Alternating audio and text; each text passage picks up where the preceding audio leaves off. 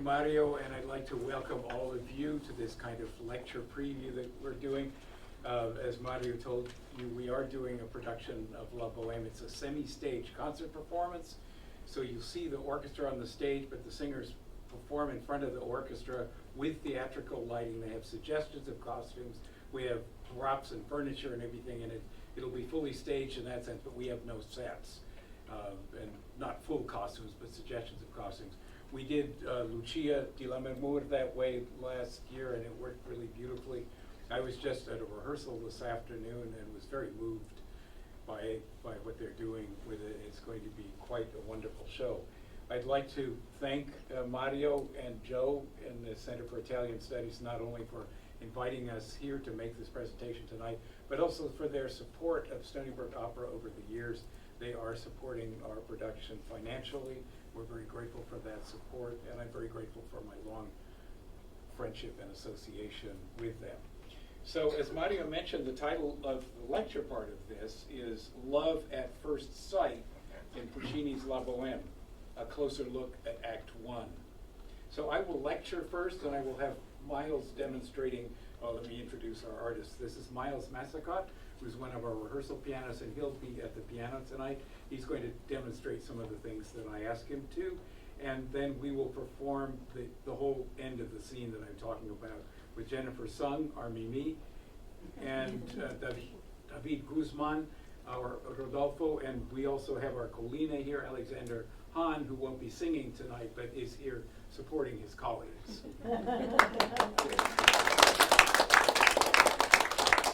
So most opera goers would agree that, although there are many beautiful love scenes in opera, none portrays two young people falling in love at first sight in so touching and memorable a way as the end of Act 1 of Puccini's La Bohème.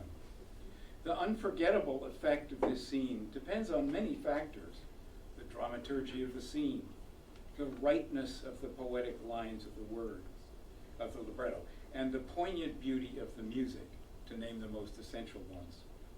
We can appreciate these factors in isolation, but the emotional impact of the scene is the result of their working together to maximum effect.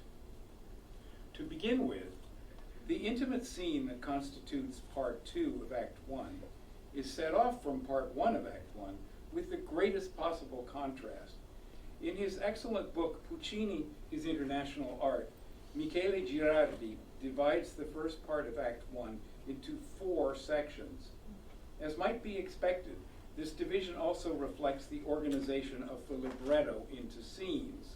Section 1 comprises scenes 1 and 2 of the libretto, whereas sections 2, 3, and 4 correspond to scenes 3, 4, and 5 of the libretto, respectively. Each of the 4 sections is organized musically by the working out of themes or melodies heard primarily in the orchestra. That's kind of surprising, that the main melodic material is in the orchestra.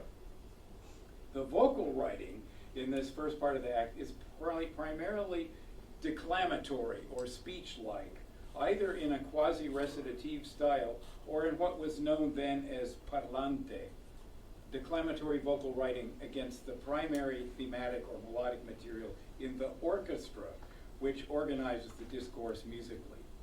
The 4 sections are filled with rapid dialogue and constant activity on stage, almost as if that were the only way that the 4 young and destitute bohemians can stay warm in their frigid garret.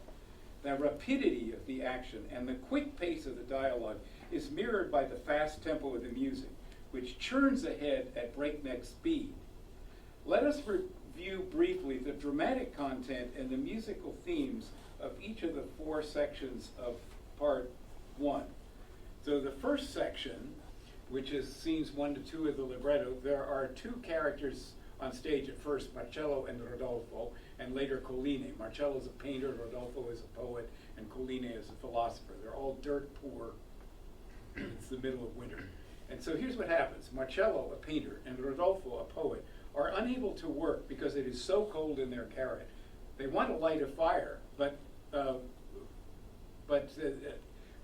they say that Rodolfo says that the When Marcello offers his painted canvas, Rodolfo says that the burning painted canvas will stink.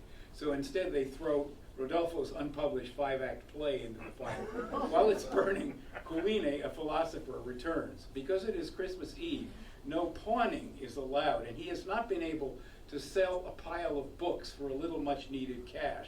They all warm themselves, oh boy, hang on a second. We were supposed to have a PowerPoint presentation. That has failed, the projector has failed on me. I've got it in another form, if you give me a minute.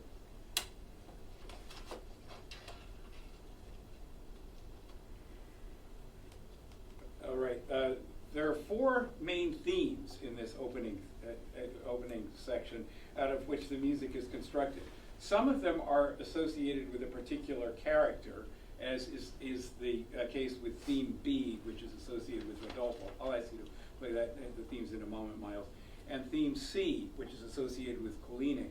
And others with more general ideas, such as theme A, which represents not Marcello, as we might think here at the beginning, but rather Bohemian life in general, as becomes clear with its subsequent use. Theme D, which you'll hear in a moment, is a bit of realistic tone painting that represents the crackling fire of Rodolfo's play burning in the stove. Significantly, most of these themes are orchestral. Only Rodolfo's theme is heard first in the voice. So Miles, if we can hear theme A, this one is associated with Bohemian life. Okay,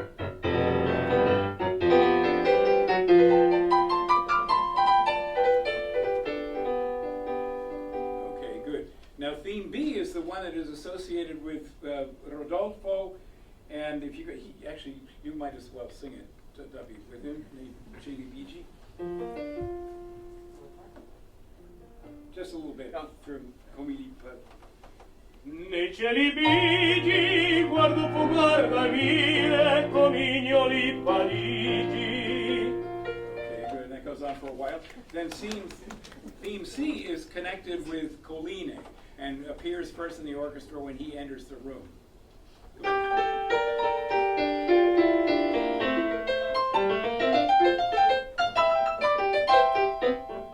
Good. And theme D is the one which is associated with the crackling of the fire as they burn Rodolfo's play.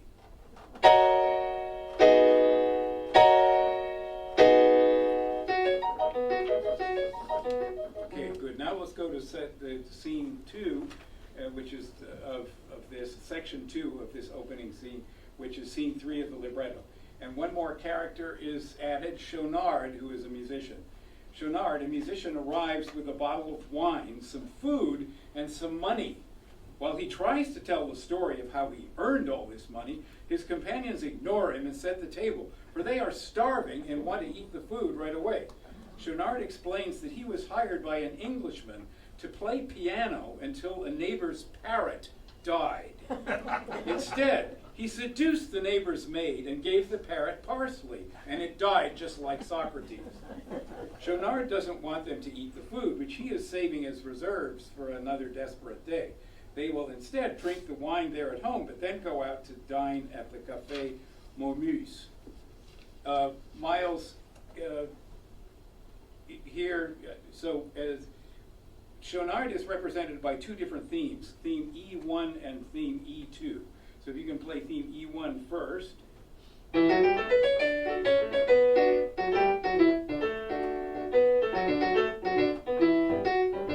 And theme E2 is closely related to it, but is in a different key.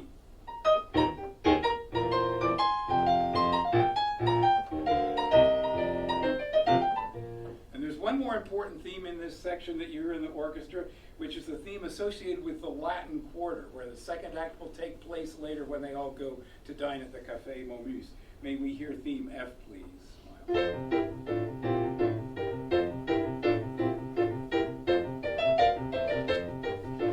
Okay, good. Right, so that's a quick summary of section 2. This is all of the first part of the act before the love scene. So section 3 is scene 4 of the libretto, and the characters now, there's one more character on stage. In addition to Rodolfo, Marcello, Schaunard, and Colline, and now we have Benoit, their landlord, who has come to collect the rent. They don't have it. So, as the four Bohemians sit down to enjoy the wine, Benoit, their landlord, knocks on the door. Their rent for the last quarter is due.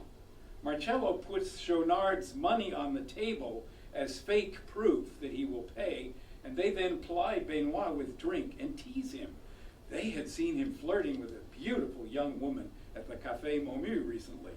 After he admits that he is attracted to other women, the four pretend to be scandalized because he is married, and they kick him out without paying him any of the money that they owe.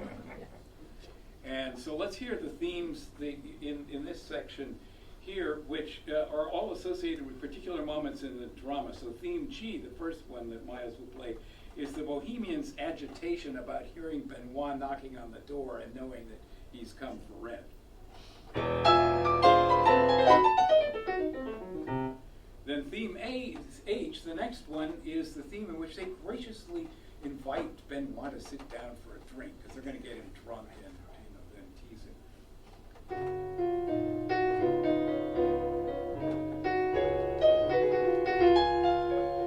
But Benoit hasn't forgotten yet that he came for the rent, and while he tells them that, you hear this theme, theme I. Then the last part of this scene is when they tease him about his flirting. And there's a very kind of insinuating line in the left hand of the piano that you'll hear as they tell him that they've seen him flirting with a young woman at the Café Momu.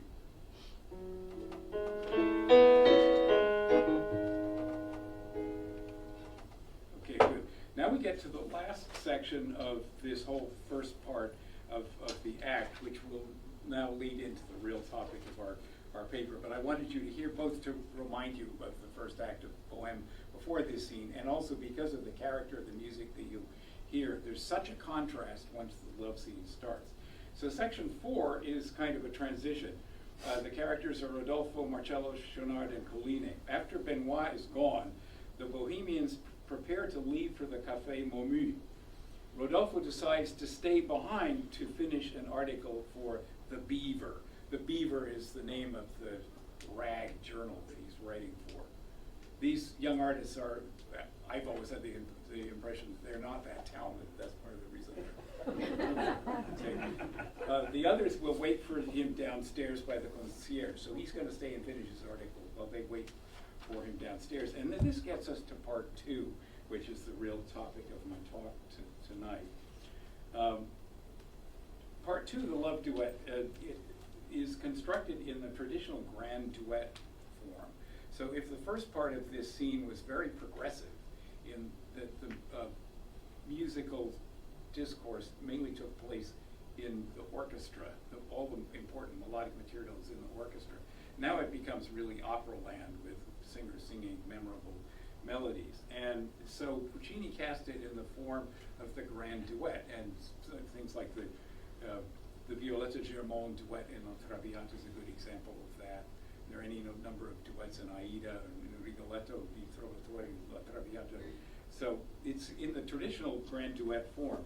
There's an opening movement, and then there's a slow movement, which in this case consists of 2 arias back to back. Rodolfo's aria comes first, and then Mimi's aria comes next.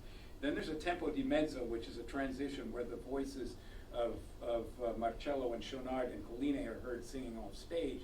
And why aren't you coming? Why are you lazy guy? Why don't you haven't finished your article? And that leads to a final duet for Mimi and Rodolfo and a beautiful exit section. With Rodolfo now alone, the boisterous quality of the music of the transition that opens the scene continues at first as he tries to write, but he soon puts down his pen and admits that he just isn't in the mood for writing. He hears a gentle knock on the door, and from this point on, we are in a completely different world from what came before.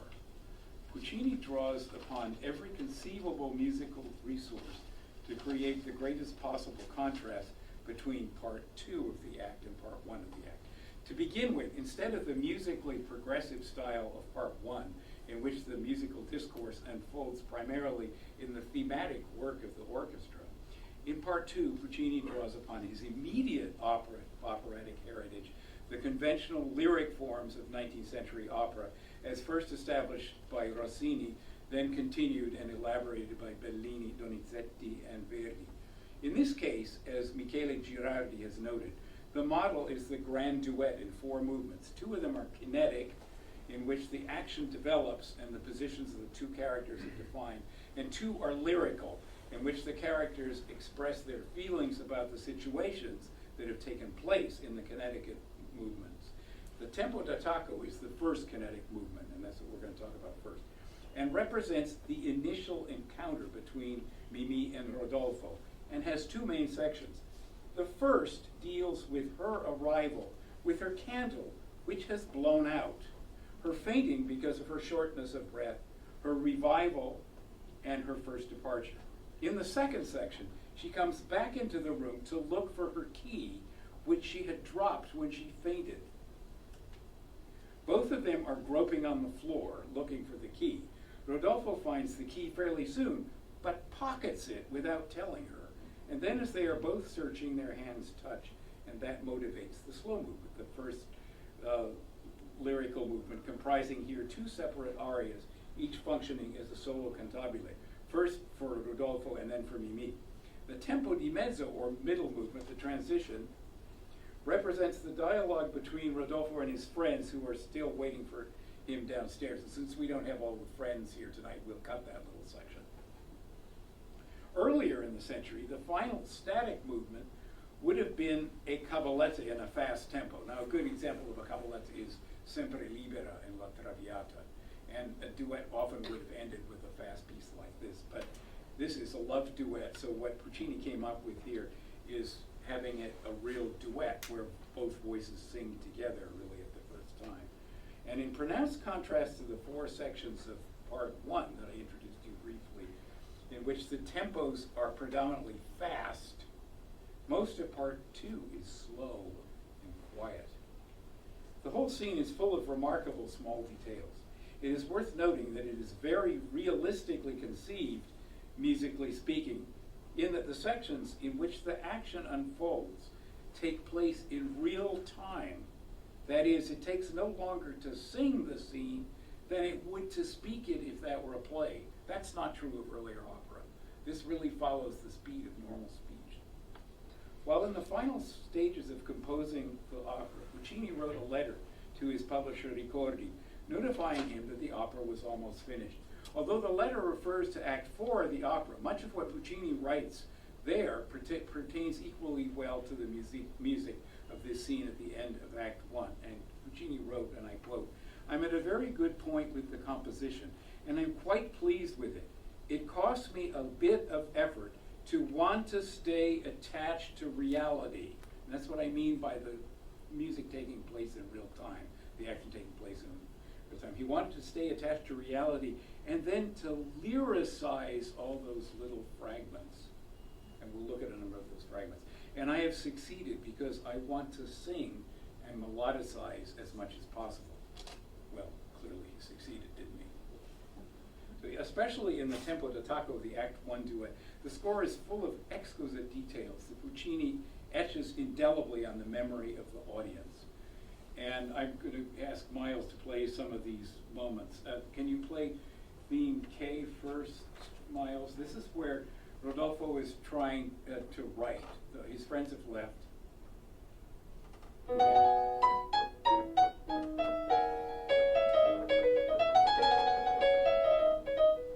Okay, then next if you could go to that page of the score. Yeah, and play that. Now, right at the end of that theme that he just played, and if you can sing Non sono in vena when it comes, you'll hear that the music stops for a moment and then he says, "Non sono in vena, I'm not in the mood." And then comes a chord, and I'm going to ask him to play the chord that the audience would expect there, which is not what Puccini wrote. So play it, and then David, sing your line, please.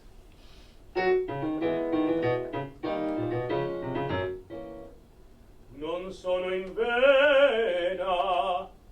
And that's what any audience would expect, that chord, right? Let's do it again and then play what Puccini wrote.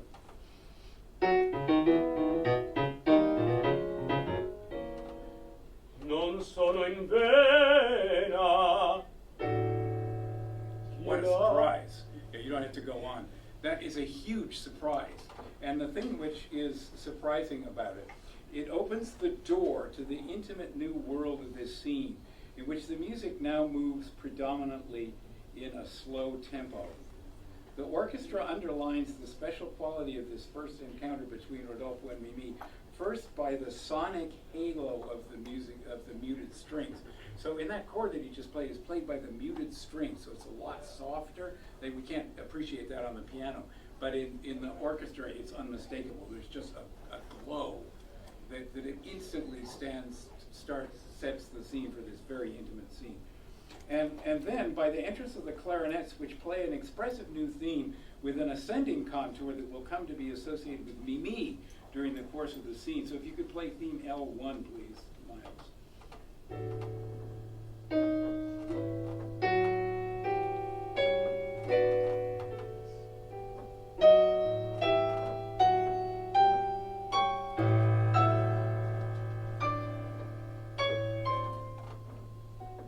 Good. Then Mimi's candle is blown out, and she asks Rodolfo if he will light it again for her. He invites her to come in. It isn't necessary, she replies, but he insists. As she crosses the threshold, she nearly suffocates, and the music suddenly takes on a very agitated character in a quick tempo with a predominantly descending contour for the melody. The clarinet also plays this anxious new theme, theme L2, continuing the association of this instrumental color with Mimi. Her illness is part of who she is.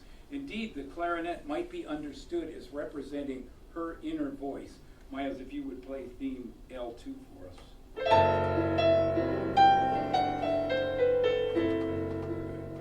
Then as the theme passes from the clarinet to the upper strings, Mimi coughs and complains of her shortness of breath and the effort of climbing the stairs. Then she faints, dropping both her candle and the key to her room. Again, Puccini uses instrumental color to the maximum effect, with a falling sigh of two long notes in the thin sonority of the solo oboe growing softer and softer and suggesting a slow swoon. If you could play example 1 there, top of that page. And it's an oboe solo. Rodolfo doesn't know what to do at first, but then he takes a little water and sprinkles it on her face to revive her. Here, Puccini has the flutes sustain the two notes A and B a second apart, while two solo violins play in pizzicato 4 chords that suggest drops of water splashing on her face. Rodolfo notices how sick her face appears. Miles, if you can play example 2. Just shaking the drops of water, just a wonderful touch.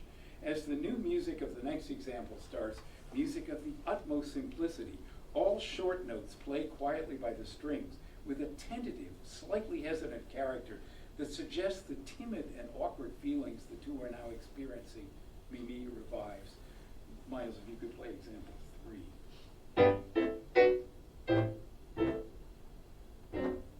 Good. So Rodolfo encourages her to come near the stove because it's so cold near the door, and he offers her a sip of wine. She drinks a little, and again, by the simplest of means, Puccini suggests the warming effect of the wine by having all the motion in the strings cease, and as they now sustain long chords as softly as possible. In an aside over these same chords, Rodolfo notices how beautiful Mimi is. She asks him to light a candle now that the fainting spell is past. In such a hurry, he asks, and after she replies, yes. The same staccato music in the strings returns gingerly as he accompanies her to the door, and they wish each other good evening. Puccini uses the simplest musical means to suggest the subtle dynamics of this scene, including contrast in rhythm and articulation that portray both the attraction the two young people feel for each other and the awkwardness of their situation. Before we go on to the next section, it's worth reflecting on the feelings and motivations of the two characters in the section that we've just described. When Mimi first knocks at the door, she says that her candle is blown out. and she asks Rodolfo to light it again. I wonder why, if that were the real reason, she hadn't tried one of her neighbors on her own floor several flights downstairs. She must have been aware that the climb up the stairs would exhaust her. She appears not to have met Rodolfo before, but it seems likely that she had seen the four young men another time, either on the street, in the lobby, or even passing by on the staircase. It isn't hard to imagine that she had taken an interest in Rodolfo and thought about how she might find or create an opportunity to meet him. Surely she has heard Colline's fall on the stairs, that was at the end of the last part of part one, and the conversation between the four, and has guessed that Rodolfo is now alone. After his fall, Colline complains about how dark it is on the staircase. It's certainly likely that she ascends the stairs with her candle lit, and then extinguishes the flame before knocking, or maybe it went out, but she would have needed the candle to get up there, right? Although there is no mention of such a moment before in the libretto, it definitely seems plausible to me. Once she is there, Rodolfo takes a keen interest in her and comments to himself how beautiful she looks. After reviving, she hastens to leave, with her natural timidity only intensified by the humiliation of fainting in his presence. According to the stage directions, and the stage directions are absolutely wonderful in this scene, when she faints, she drops both the candle and the key to her room. What makes her turn around and come right back is the realization that she doesn't have the key to her room. This marks the beginning of the second section of the tempo d'attacco, which is marked by a sudden shift to a faster tempo and an abrupt change of key from G major to B flat major. She now sings the very first presentation of the next theme, which is, we'll call theme M, and is the only one used in this section. And this one, like Rodolfo's theme B, is sung by her. So that indicates another affinity between them, because this is one of the only two themes that is sung first. So Miles, if you'll just play theme, you can just play it from there, theme M, the way I have it, because I don't have the accompaniment written under it. Go ahead.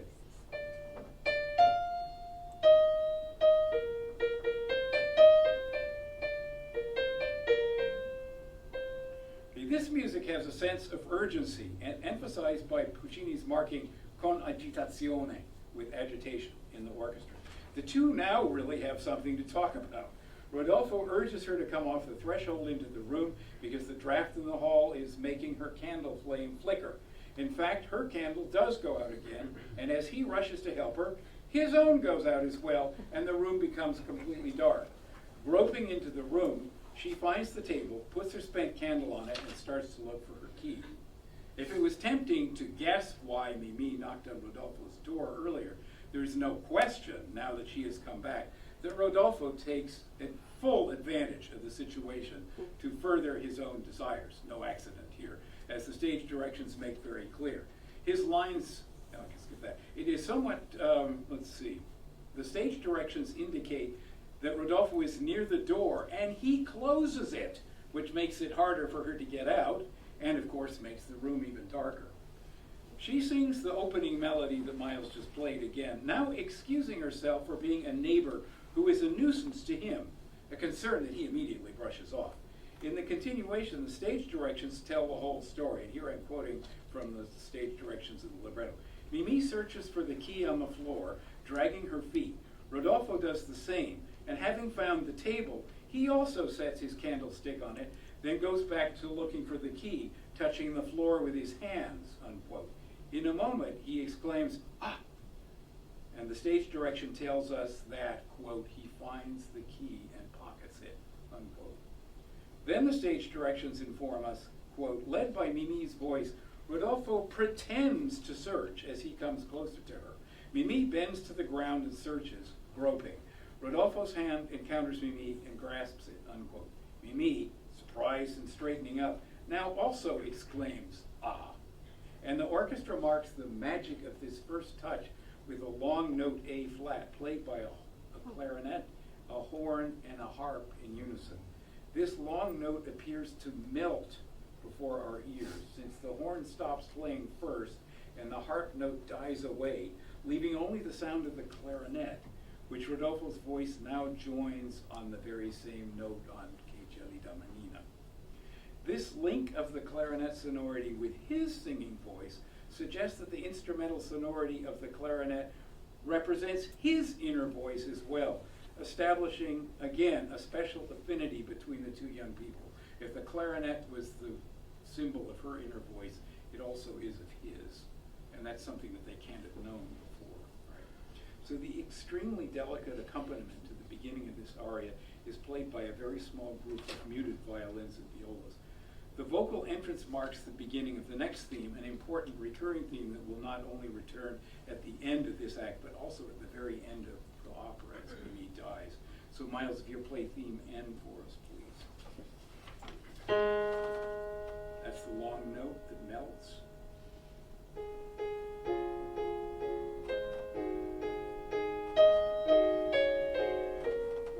And that's the beginning of Rodolfo's aria Che gelida manina, which I'm sure you are all very familiar with. And it functions here as his solo cantabile in the duet as a whole. There are three sections in the aria, and I'm going to skip some of the detail, and let's go to the next theme. The first section is based on a theme we just heard. The second section is where he offers to tell Mimi in 2 words who he is, what he does, and how he lives. That's theme O. May we hear that, please?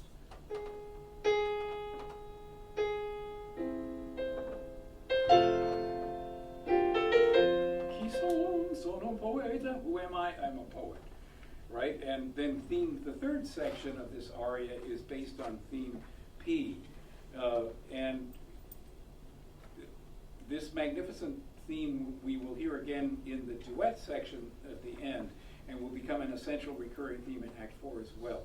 In the final measures of it, Rodolfo asks Mimi to tell him who she is, to which she replies yes after a short pause for applause. So can we hear theme P? And this you'll hear it later in the duet too.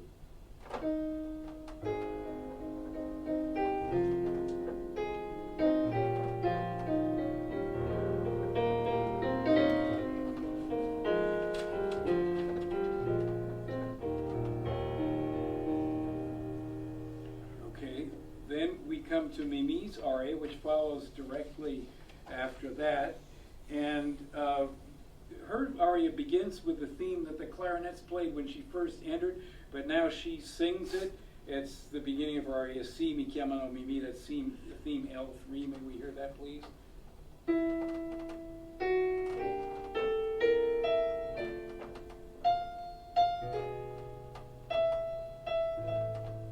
And this has a couple of subsidiary themes which contrast with it. The next one would be contrasting theme Q.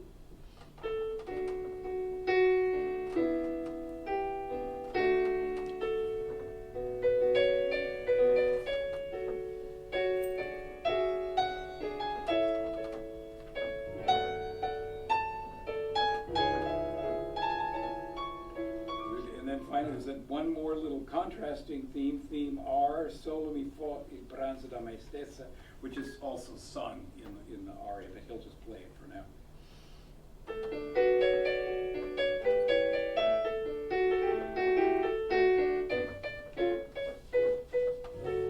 And the approach to the wonderful climax of this aria is a new theme S, an unforgettable melody in which he's doubled by the strings. Very passionate. We're just going to play the beginning of it, and then you'll hear the whole thing when they sing it briefly.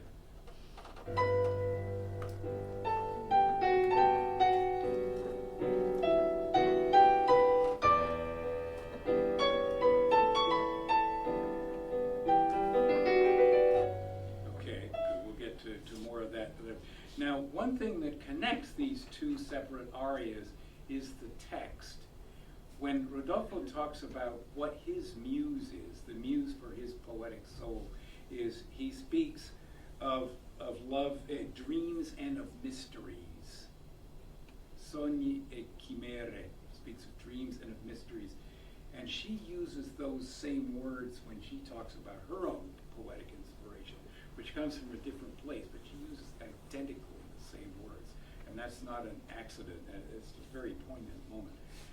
We're going to skip a section, which is when they call Rodolfo from off stage and say, "Why hasn't he come yet?" And they learn that he's together with somebody else. And so he says, "I'm going to write a few more lines, save a table for me, and we'll be there as soon as we can." So this, we will then get to the beginning of the duet, which is the final section. And it starts with a reprise of theme P that we heard before. I don't think we need to play it again. So when the orchestra starts its long reprise of the last section of Rodolfo's aria in the next measure, it again begins with a harmonic surprise, a radiant non sequitur that distinctly recalls the very beginning of the love scene on an unexpected harmony in the unstable second inversion. And that was where I had him illustrate for you the expected resolution and then what Puccini actually wrote. There's a similar surprise here. There, the surprise was on a very soft, motionless chord played by the muted strings. Here, the whole orchestra quivers with excitement at the sight that the stage directions describe. And here are the stage directions. Mimi is still near the window in such a way that the moon's rays illuminate her. Turning, Rodolfo sees Mimi as if wrapped in a halo of light, and he contemplates her as if ecstatic, unquote. My late friend William Ashbrook has characterized this moment as follows in his book on Puccini's operas, quotes, when Rodolfo recognizes in Mimi the fulfillment of his dreams, the offstage of Marcello shouts ironically, "Trovò la poesia," he has found poetry. On stage, this is not a joke, but dramatic truth. The matter is made explicit when in the next act, Rodolfo introduces Mimi to his friends, and he says, quote, "Her coming completes this fine company because I am a poet and she is poetry."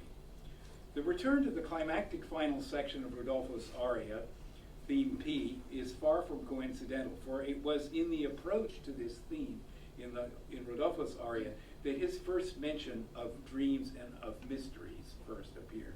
Words that Mimi also used in her aria, underscoring the affinity between the two lovers.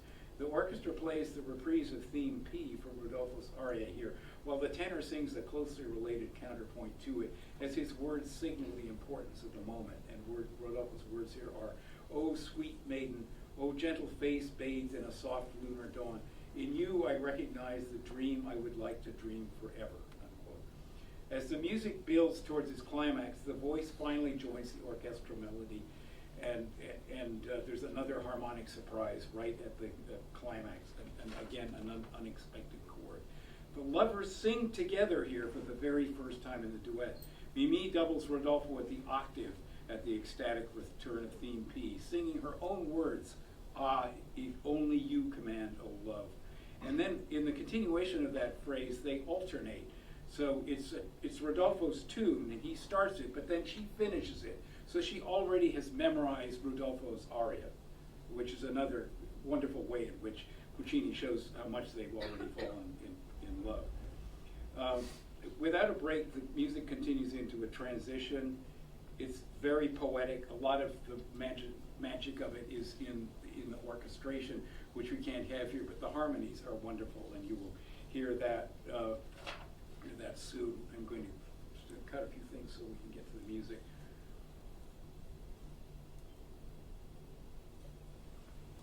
The opera ends with a return to the music of I Gelida Manina, but in a different key. That is the music at the beginning of Rodolfo's aria.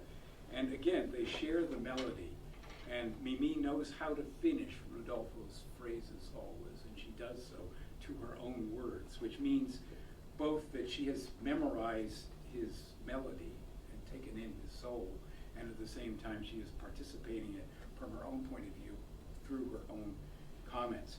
So keeping in mind all of what we've done here, and I'm sorry that we don't have the PowerPoints, because for one thing, I had protected titles that I was going to show while they performed, and I can't do that now. But I've given you a good overview of this whole duet. So right now I want to invite you to listen to them sing this whole scene that we've described. They're going to start from where Rodolfo is alone and feels that he's not in the mood for writing.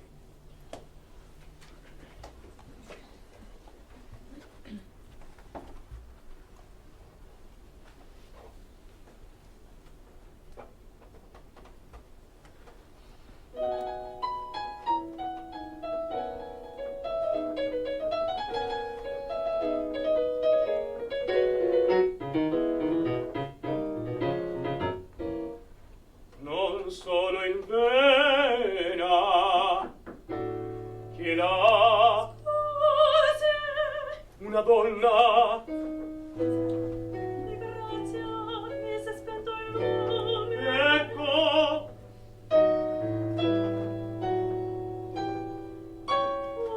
S'accomodi un momento. Non occorre. La prego, entri. Si sente male. Impallidisce. E respiri quelle scale.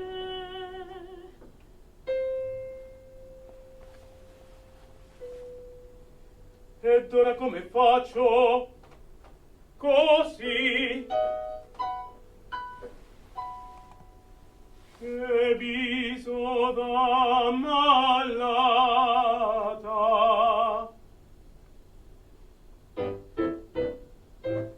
Si sente meglio? Sì.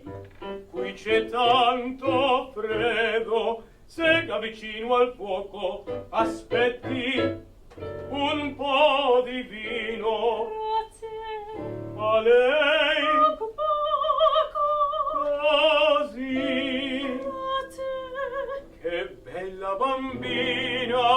Ora permetta che accenda il lume tutto passato. Tanta fretta. Sì. Grazie. Buonasera.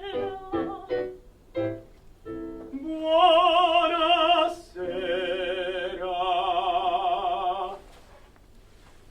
Oh, sventata, sventata la chiave della stanza dove l'ho lasciata.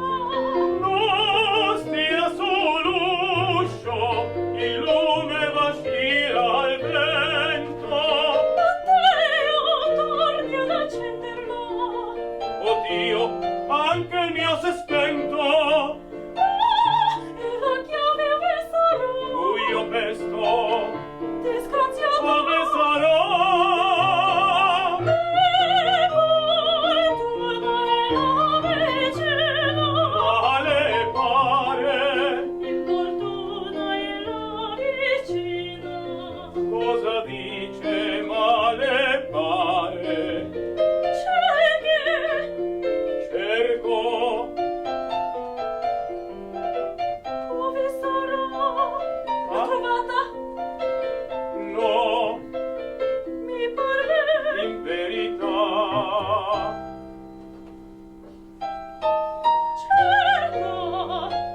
Cerco,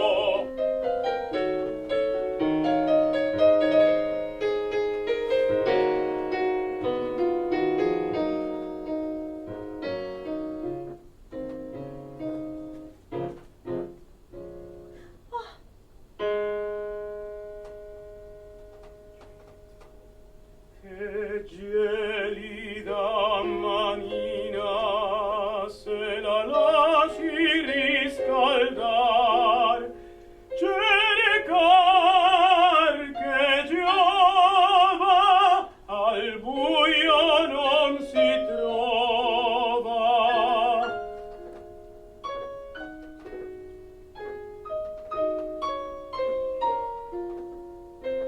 Ma per fortuna è una notte di luna, e qui la luna l'abbiamo vicina. Aspetti, signorina, le dirò con due parole. Chi son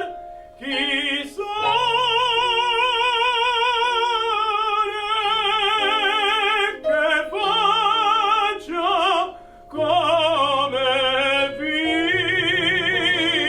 vivo vuole. Chi son? Chi son? Sono un poeta. Che cosa faccio? Scrivo, e come vivo?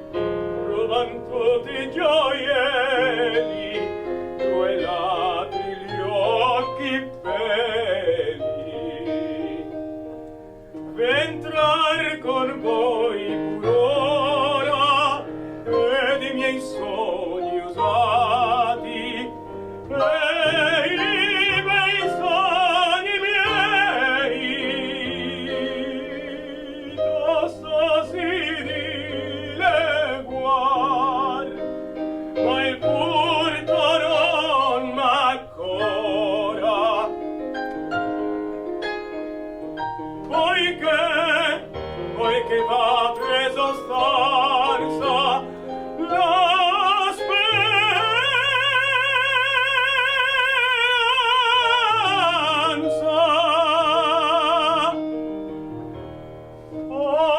Perché mi conoscete,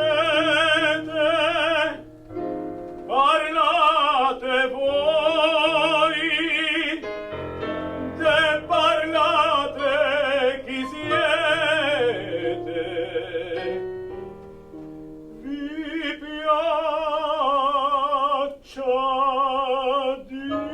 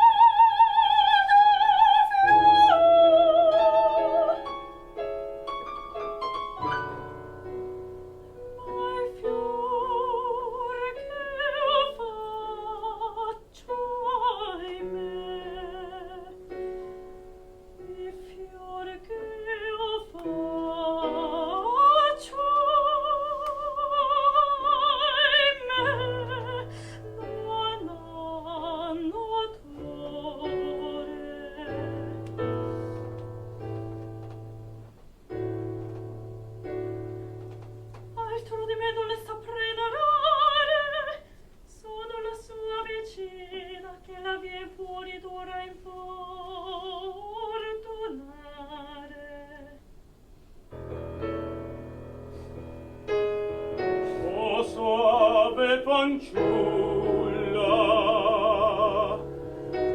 o dolce viso di mite circonfuso al balunar.